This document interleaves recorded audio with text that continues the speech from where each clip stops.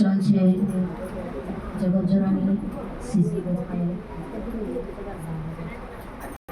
জন্ম মাস উপলক্ষে মাতৃ সম্মেলন।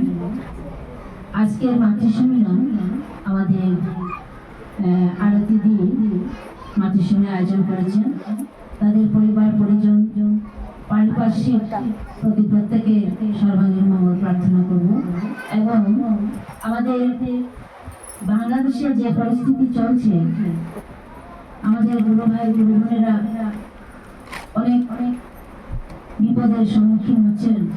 তাই আমরা পরম পিতার রাজশ্রী চরণে তাদের মঙ্গল কামনা করে আমরা পরম পিতার রাজশ্রী চরণে কিছুক্ষণ নামের মাধ্যমে প্রার্থনা করব।